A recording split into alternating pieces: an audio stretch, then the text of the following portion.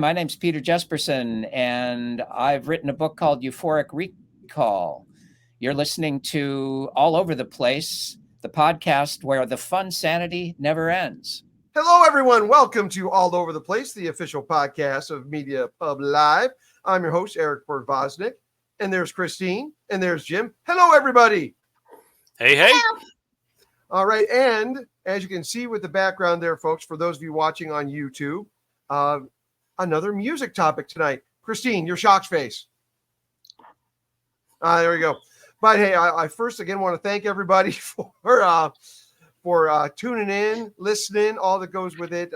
Again, the subscriptions are growing.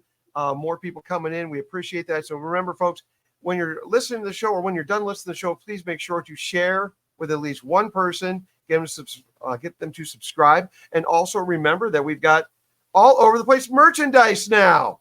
We've seen the t-shirt, and now we see Christine sipping from the mug, the All Over the Place mug. It makes everything taste better.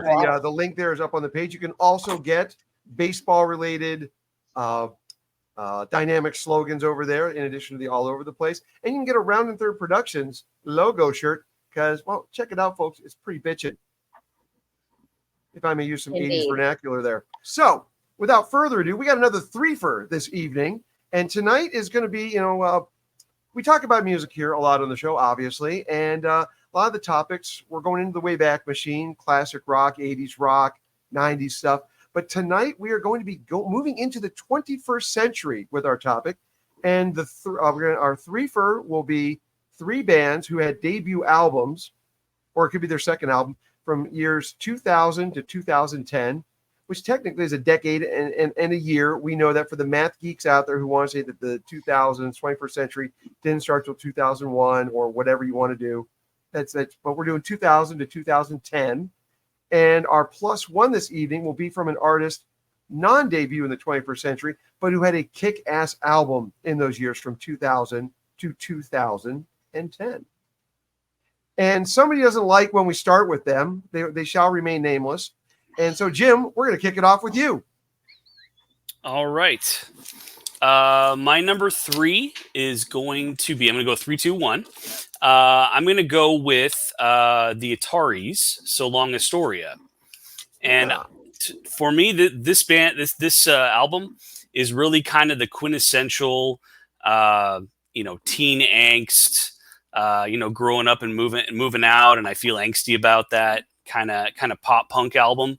I think every recent generation's got one, and I think this is definitely the quintessential album of that type for the early 2000s. And it's got some absolutely fantastic stuff on there, from So Long Astoria to a really good cover of Don Henley's Boys of Summer. And it's just a really, really fun, fantastic listen all the way through. So I get a real kick out of it. Haven't really seen anything the Ataris have done lately. I'm sure they're still around and kicking ass, but I never really got into any of their follow-up stuff. But to me, that is just a classic album and a personal favorite. So I like it. And Christine, Jim, you're wondering what they're up to? Last we saw them, they were opening for Everclear last year. Oh, interesting combination. I would not have thought of that, but yeah, it works. At Pappy and Harriet's out there in California. After we saw Peter Gabriel last year, we said, we're sticking around. Oh, and there's the Ataris opening for Everclear. We know about those bands. Let's go. Nice. Not sure if they have new stuff coming out, but they are still touring around if you want to check out their website and see where they may be next. And speaking of Pappy and Harriet's, very quick, a little plug going out to our friend and former guest here on All Over the Place. Country Linen shirts have come in since the last recording. And Zach Selwyn and Country Linen coming soon. That quick aside brought to you by Zach Selwyn and No Lobos Riders this time, Country Linen. Christine, over to you. Okay. Well, again, like Jim said in our pre-show, it was really hard for me to come up with three for this top three for list. So many great bands. And I always tell people, if they say that there is no good music right now, which I actually heard quite a bit in the early 2000s, that there was no good music or no rock and roll or anything, I'm like, you're doing it wrong. Like, there is so much good music out there. Like, you need to dig deeper. Seriously, like, look for some stuff. So, and I had an incredible list of bands, and actually kind of had a little bit of a tough time finding things that were like 2005 to 2010, because there was so much that came out like 99, 2000. I don't know if bands were trying to meet the turn of the century or something, and we're coming out with bands. But my number 3 is actually a band that really wasn't on my radar until about maybe 5-6 years ago. Maybe, I don't even know if it was that long ago, but I'll tell you, there's a song on this album that was on repeat in my house non-stop when my middle son, Nate, was in 7th grade. 505 by Arctic Monkeys, non-stop.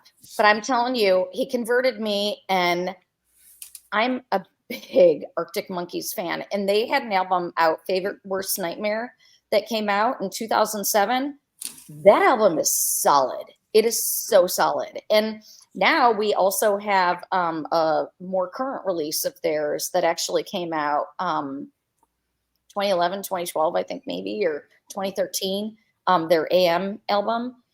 Also solid, but Favorite Worst Nightmare, amazing album. And I'm a huge, that's a band that is on my hot list. If they come around, we're going, and we will pay to see them. So Arctic Monkeys, Favorite Worst Nightmare, 2007.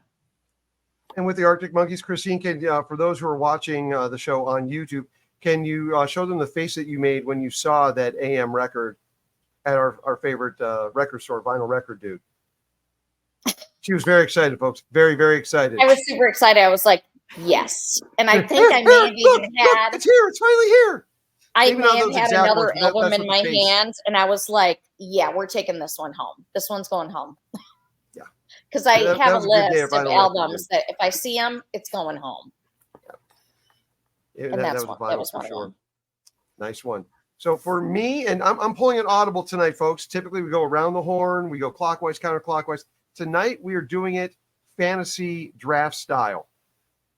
And because I have a choice, well, you'll understand. I'll get to the why on this one. But for my number 3, I'm going to go with a band that my brother Mark introduced me to. And Mark, as I think I'm not sure if I brought it up on the show or not, but the kid is he's a musical genius.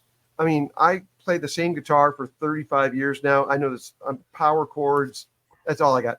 Mark picked up a guitar, and 6 months later, he was playing like a mini Jimmy Page kind of thing. He can shred. The kid's damn good. And he introduced me to this band. And just very quickly, the 2000 to 2010, I was stuck with so many albums in the year 2000. And this is one of them. North Mississippi All-Stars, Shake Hands with Shorty, and what we were talking about with Christine when we were at Vinyl Record Dude. This was a record store day release this year. And my face lit up. I said, this is going home with us. Absolutely. Put it on when we got home. And I made a believer out of Christine, I think, on this one. She was digging on it. But this is Jim Dickinson and Cody Dickinson, sons of Luther and Cody, are sons of Jim Dickinson. There, I got it right. And they guitarists and then drums, and they both play a little bit of everything. But and Chris Chu playing bass on this one. And just it's Delta blues, it's Mississippi mud. It is just awesome stuff. A mix of covers, some old blues standard covers that they made their own. There's banjo on this. There's harmonica. There's slide guitar. Luther Dickinson slide guitar, amazing. In my top 5 slide guitars all time. Turned into a band that I will see automatically live every time they come around. North Mississippi All-Stars, my number 3 from 2000 to 2010 debut album, Shake Hands with Shorty. And if I was to listen to one song on that album, what should it be? Oh boy. Oh. Hang on a second. Let me bring it back because there are so many on here. I mean, the first song alone, Shake 'Em On Down, that grabbed me immediately. That's a great one. Casey Jones, On the Road Again, Drinking Muddy Water, Skinny Woman. I mean, again, side A, side B, 5 songs on each side. Just Going Down South. But yeah, Jim, start with Shake 'Em On Down. And if you've never heard, folks, if you've never heard North Mississippi All-Stars, track 1 on their debut album, Shake Hands with Shorty, Shake 'Em On Down. you'll And become of a course, fan. because this is a music-oriented show, you can expect a playlist when it airs. There will be a playlist. Yes. You're damn Hell yeah. right. And I think we're going to be picking 2 to 3 from each of our selections. We'll see what happens here, folks, because making the playlist is fun. Well, just very quickly, you can see in the background, for those watching on YouTube, there's a picture of CDs in the background. And years 2000 to 2010 was kind of the end, or the beginning of the end, or the end of of CDs as the number one go-to for listening to music. Streaming was kind of, of course, Napster and all the sites were coming out at the end of the end of the 90s. And it was the last gasp for CDs in 2000 to 2010. So that's why we got those back there. Before we get into the streaming and then vinyl making its comeback. But my brother Mark, I mentioned, he introduced me to the North Mississippi All-Stars. My number 2 is also an introduction from Mark. That's right. We're doing it Serpentine tonight. We're doing draft Serpentine. So I'm going again now. Going, Eric. Just make it the Eric show, and you can just do your whole list, and we'll just sit here. No. After this, we go back to Christine. Stop.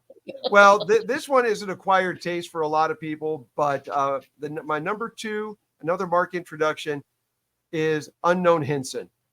And the name of his debut album, actually his debut album came out on an independent label in 99, and Capitol Records picked it up and re-released it with some extra bonus tracks on a different track listing in 2000.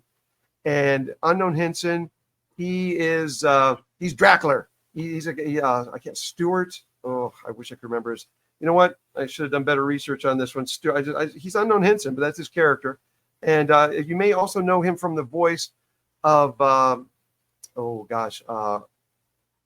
Earl Cutler on the Squidbillies. He was one of the voices of Earl on Squidbillies. And the dogs have been so good for so long on this show. And Christine's on mute now to make sure the doggies are off the air. That's how much they don't like your pick. They just I know they must. Again, it's an acquired taste. But he writes funny songs, and like I Ain't Afraid of Your Husband, Foggy Windows. You figure that one out. Rock and Roll is Straight from Hell, and Venus Bound. It's good tongue-in-cheek stuff. We all know I'm a big Weird Al fan. You got to have fun in music. And Unknown Hinson is big-time fun. And if you see him a lot, unfortunately, he's retired from the stage and everything because he's had problems with he's had some issues physically. But you see him live, he would shred on the guitar and play with gloves on, and he would just rip it up. There's a great version of Voodoo Child, him and his 3-piece band. But number 2 for me, The Future is Unknown by Unknown Hinson. And hopefully the dogs have silenced now, because Christine, Serpentine, draft choice, we're back to you. And Unknown Hinson, Stuart Daniel Baker. Thank you, Stuart Daniel Baker. I appreciate this. She's the co-hostess with the mostest, folks, and an amazing producer at that. We need to have a new banner that says "Research with Christine." That's right, Christine. Research she's is our for ombudswoman as the show goes. I love it. Thank you. You're welcome. So, Christine, to you and your number 2. Okay, so my number 2 is actually a 2010 album. So it's my 2010 pick. Barely made it in. And I've mentioned them many times. Everybody, if you've been listening to our show, Christine, this band, done. One of 2 probably bands, or maybe 3, that if you're like, oh yeah, of course Christine would pick them. So it's Arcade Fire, The Suburbs, heavy rotation with me back then. Awesome album, ready to start. We used to wait. The Sprawl, so many great songs. It is a solid album, and to see them live is a spectacle. There's so much going on stage. There's 15 people. I mean, not quite that many, but seems to be 15 people on stage, and it's just so much to see, and they're amazing. They've got a little weird in more recent years, but Win Butler, he's weirdo. Wife, also a weirdo. She's Quebec. No offense to either, but they're just artsy, neat people. And don't forget, please, folks. Suburbs is a great album. All over the place, listeners. Don't forget, we dedicated an entire Boxing Day show to our favorite Canadians, and Arcade Fire was on Christine's list. So yes, it's nothing but love. and a little like, Yes. But yeah. So that's my number 2 pick. All right. Like it. All right, Jim, to you for yours. Okay, my number 2. So to set this one up, I'm just going to real quick go back to what Christine said earlier about how, and there's kind of a perception that in the early 2000s rock kind of faded away, and I think what really happened was it kind of faded out of the mainstream slowly and kind of split off, and it became pop music and hip hop kind of took over the mainstream, and rock kind of went off and did its own thing. And so this album is a perfect example of that. The White Stripes, White Blood Cells, amazing band, wonderful album, and I think really exactly what rock needed at the time. It's raw, it's really stripped down. It's just two people doing their thing. There's no frills, no pretentiousness to it. It's just guitar licks and screeching singing and drum hits, and it's beautiful. And I absolutely love that album. And it flows so amazingly well. Every song is like 2 minutes long, and they just almost flow into each other. I mean, almost any song on that is a banger. My favorite's probably "Dead Leaves in the Dirty Ground," but every track on that is fantastic, and it just really sounded like nothing else that was in the mainstream at the time.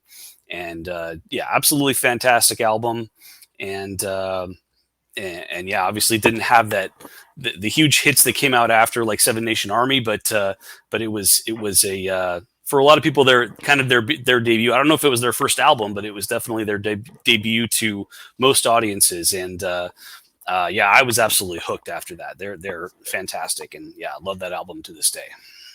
Awesome call. This was one of my honorable mentions, and I didn't know about it when it came out. I didn't know till after Seven Nation Army, having to work backwards. But yeah, phenomenal. Just you nailed it. I mean, just what rock had to do, and just amazing, stripped down the way rock and roll. It's much more punk than what everyone thought Green Day was punk wise with Duke. So yeah, amen to that. Call. And since once again, folks, we are doing fantasy draft style here, Serpentine. So Jim, we're back to you for your number 1. What? Too much pressure. Can't take it. Okay. All right. Fine. All right. For the next round. You gotta go. You gotta go twice after that. In the middle with us. That's right. Clowns to the left, jokers to the right. Okay. Anyway. No, I mean you're stuck in the middle of those two. We're the clowns and the jokers. Yes, exactly. Oh, okay. And occasionally a midnight toker. No, I'm just kidding. All right. Not really. Okay, so since we're on my number 1, I'm going to start with some honorable mentions.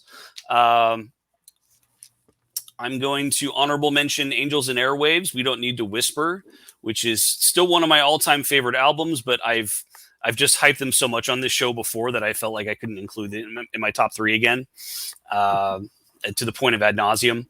And I'm also going to mention Coldplay, Rush of Blood to the Head, which I think is a really fantastic album, and probably their strongest. And I don't know if this qualifies because it's a soundtrack, but I feel like you can't talk about music in the early 2000s without mentioning the O Brother, Where Art Thou soundtrack. So had to throw it in there. Okay, so my number 1 is probably my favorite album from that era. I listened to it a million zillion times, and it's Bleed American by Jimmy Eat World. Just absolutely phenomenal album. A lot of people just got into it from a couple other hits, like The Middle. And but I mean, every song on there is really fantastic, and it has this really awesome flow from rock to ballad and back again, and this amazing energy to it, and just so much heart. And yeah, I just absolutely love that band, and I never get tired of that album. I listened to it 1,000 times in college, and I listened to it 1,000 times more before I die. So, Arizona band. Indeed, Arizona band. Yep. I did not know that. Really? They're from Mesa. Yeah. Yeah. And the only band I know that goes on tour with their parents. I don't know if they still do that, but they did back then. I think they were kids, and that's what They were, yeah. Yeah, So their Mesa, would they also be playing over at Farnsworth Hall? probably. Okay, there you I'm go. sure they probably did at some point. Yeah. Shout out to our buddy Uli John Roth there. Past guest, yes. Yes. Yeah. All right, good one with Jim. I like that one, Jim. And so, Christine, over to you for your numero uno. Okay. All right. Well, my numero uno was one of mine that I mentioned pre-show that, you know, technically they did have an album that came out in the late 2000s or the late 1900s. It was like 98, 99. I don't even remember. But video. This is her capo tutti. I like it. Editor, anyone? Visual Audio Sensory Theater, VAST, is the name of the band. And All that right, is what 3 VAST times stands fast. for. Go. So, VAST. Their 2003 album, Nude. This goes back to like my early 90s fascination with industrial rock.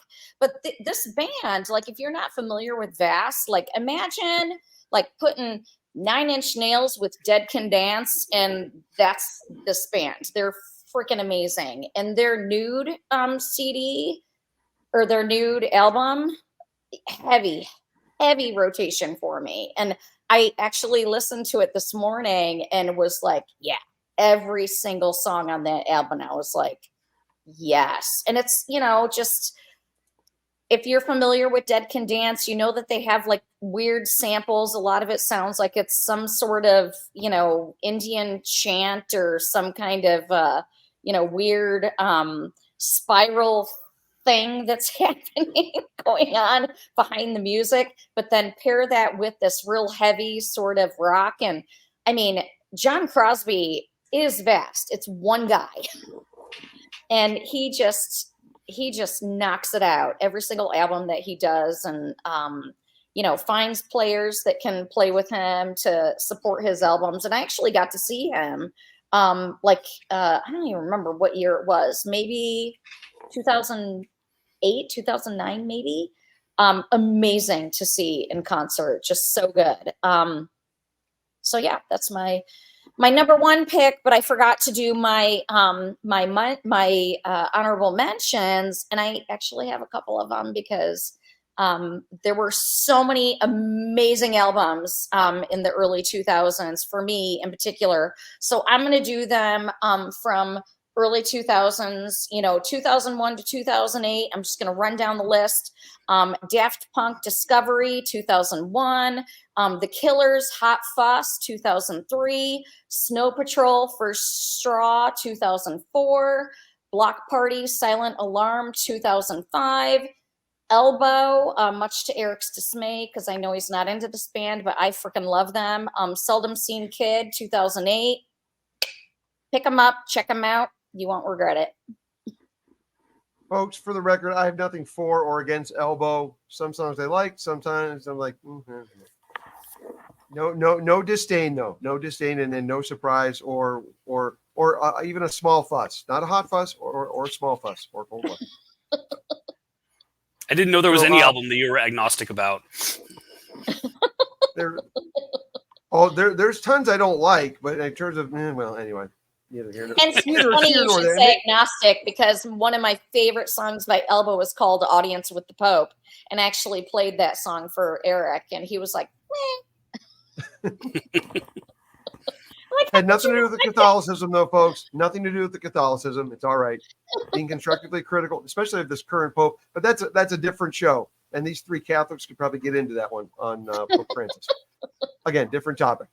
Different topic for a different show. All right, for my number one, I just have a very quick honorable mention because, and here he is right there. 2003, the debut album from Zachariah and the Lobos Riders was my co-number one for that year. And so that was, it makes the list for this show because it was a new album from the 2000s. And Zach's Ghost Signs album got me through a very, very difficult time. And it's where I got to know Zach first as a person, and then just going to see them live. Blew me away, became a fan. Ghost Signs, amazing album. Worst Dressed, one of the great songs showing off Zach's amazing lyrical talent. Let's see what the song that really helped that year was Thanks for Leaving Me. Amazing song to this day. Just one of the ultimate breakup songs. And that'll be on the playlist, folks. But that's my honorable mention. Zach Ryan, the Lobos Riders. Love going out to our former guest and my friend Zach Selwyn. But my number one for our topic tonight is another album from the year 2000. And Marat, Kids in Philly. And the Bielenko brothers. So many, as with North Mississippi All-Stars, so many different sounds. This is Americana personified. You've got banjo, accordion, harmonica, and just the lyrics on this album, just amazing. And Jim, if you're wondering where to start, I'm going to take you once again to track one, side one, whatever you want to do. But Far Away You, I mean, and side two, Round Eye Blues, Barstool Boys, the history where someone's been killed. I quote this all the time when you reach in your pockets I'm going to spend some money. It's only money, Tyrone. So my heart is a bum on the streets. They've been described, and for a quick, just a primer for these guys, they've been described as Springsteen meets the Replacements. So obviously I'm going to dig that. But these guys just carve a voice all their own. Kids from Philly, check this out. This is my number one Marat for the 2000s, the 2010s. Kids in Philly. Awesome album. And another one where I just made a face like, I see the LP. Got to get it. So, but that's number one. So there's our Threefer, folks. But now we're going to go to an album from a 20th century band or act that had an amazing album in the years 2000 to 2010. Christine, we start with you on this one. Little help. My son was calling me about 2 seconds ago, and I was like had to hit the mute. You tell the kids. You tell the kids we need quiet. Mom needs some record time for 30 to 35 minutes. And where are they now? We're at 30 minutes on the record. They take it literally. Oh well, Christine, to you. Yes. So I'm trying to see what year this album came out. It actually came out in 2000. So before I do my actual pick for this, which this is album or band from last century that released something this century. In 2000, like you mentioned, I've mentioned them a bajillion times on this show. U2 came out with All That You Can't Leave Behind, and that got me through my first divorce. Quite frankly, it's my divorce album. But that was an incredible album, and love it. And it will always have a special place in my heart just because it got me through that tough time. But also, another band that had they debuted actually in the late 90s. Muse Absolution came out in 2003. Freaking solid album. Amazing. We just acquired it probably within the last month, maybe, and I've already listened to it several times. It's an amazing vinyl good. Album. And I did not even know about them, but that was a band that once I heard Absolution, I went into their back catalog and was like, consuming everything I possibly could.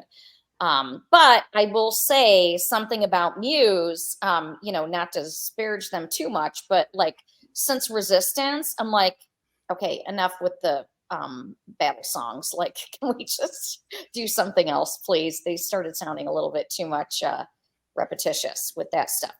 But my pick for a band from last century coming into this century is my third band that I have mentioned on this show a bajillion times. And you will find a lot of fans that claim to be Radiohead fans that stopped with OK Computer. Like kind of draw a line in the sand with OK Computer and think that they're trash afterward. And I'm like, you're not a Radiohead fan. Like, seriously, if you don't like Radiohead 21st Century, you're doing it wrong. Kid A, yes, I was confused when it came out. I was seriously confused. But going back and listening to it, and now having listened to it like a bajillion times, it's a groundbreaking album. Freaking amazing. And I know not everybody gets Radiohead, but man, that album, solid, amazing, wonderful. Cannot go wrong with Radiohead. Heads and agree with me. No, I'm with you. You cannot go wrong with Radiohead. Well, I'm in the camp of like, liked them better when they were called U2. Well, I'm sure that's Coldplay more so than Radiohead. But the last show, Christine, when you those fighting words. Well, when you brought them into the horns playlist with National Anthem, yeah, that might be the way to creak the door open for me to reconsider Radiohead. Yeah. So some work may have been done, and maybe you'll forgive me for all the elbow indifference. I don't know. We'll see what happens. Okay. We'll see. But Jim, we now go to you. Okay, so I'm going to start with a couple of honorable mentions. First off, I'm going to second Christine on U2's All That You Can't Leave Behind. Great album. I'm also going to add Dave Matthews Band, Busted Stuff. Really one of their best albums and does not get enough props in my opinion. But my pick, this has to be my pick because it is, I would say, the only truly essential album from that period of time that I think everyone should have. It's amazing. Johnny Cash, American 4. Mm-hmm. Absolutely yes. Unbelievable. Amazing album. The last album he released before he passed away, although more came out after that. And just an absolute masterpiece of an album. I mean, if it only had the first two songs, The Man Comes Around and Hurt, it would be a masterpiece all by itself. But he released a whole series of covers, Bridge Over Troubled Water, Personal Jesus, Streets of Laredo, and on, and they're just dripping with this bittersweetness and sadness and just beautiful poetry. That album, I really can't say any more than that. But it's just a beautiful, beautiful album, and it was kind of a summation of everything in his life up to that point, and everything he was trying to leave us with, and I never get tired of it. It gets me every time I listen to it, and just an all around amazing album. So, amen. I really got into like so many people my age or our age, getting into Johnny with his second act in the '90s, thanks to Rick Rubin and the American recordings. I always try to think, what's my favorite American album, and it's 4 because that you nailed it. It's the best collection of covers and original songs. And yeah, Johnny, rest in peace. The Man in Black, amazing stuff. American 4, love it. And we're going to keep on an Americana tilt / country because in the 2000s, or in the 21st century, the 2000s, I made a shift into listening to alt country and an Americana, whether it's Steve Earle and Transcendental Blues, Slobberbone. I got introduced to Slobberbone and their album that came out in 2000. Then worked my way backwards with them, but Everything You Thought Was Right Was Wrong Today. Amazing album with a Placemat Blues song, and just getting to know Brent Best as a lyricist. Also in 2003, in addition to Zach's album helping me through that difficult time, Drive By Truckers, Decoration Day album, the first album that they had with Jason Isbell contributing. Damn, just amazing album. And also I want to give some love in 2000 to 2010 to Nine Inch Nails, the With Teeth album. Just cut to the core, and they had the Fragile. I'm not a very good album, but just too meandering to me. But with teeth, cut things back to Trent Reznor, just like he did on the Downward Spiral, just bam, bam, bam, and Pretty Hate Machine, Love with Teeth. But my number one is an album that Only my it's an grandfather. amazing song. Oh, yes, It is.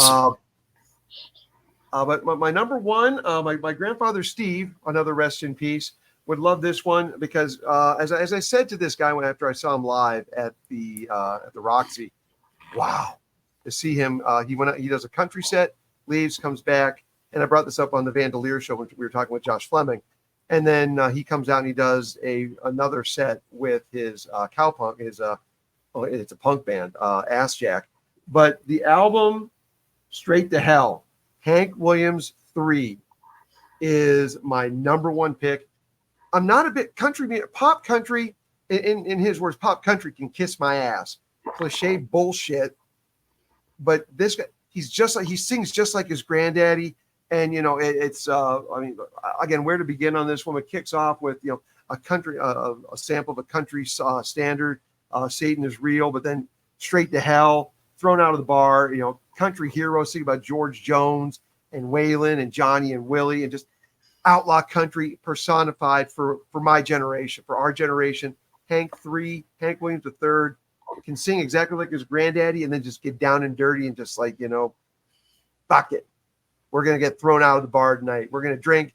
We're going to get pissed off. We're going to drive the truck through someone's front yard and do some donuts and then leave. That's Hank Williams III. Hank 3, Straight to Hell, my number one album of the 21st. Well, from 2000 to 2010, came out in 2006. Fortunately, I got to see him a couple of times in support of that one, and once with the Drive-By Truckers at the Sunset Strip Festival.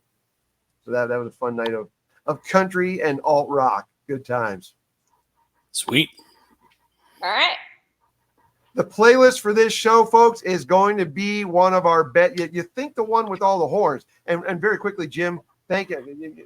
You may have noticed, folks, the playlist for the last show, the last Threefer that we had, I should say, the last Threefer, we did it in order. And Jim, excellent. We get to kick that off with Vehicle.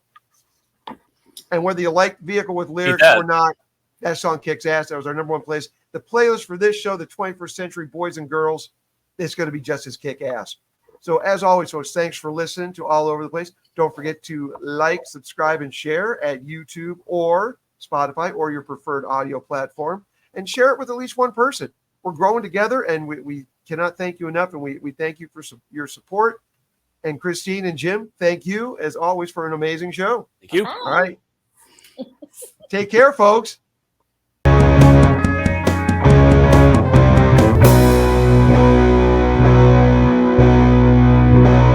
All over the place, where the fun sanity never ends.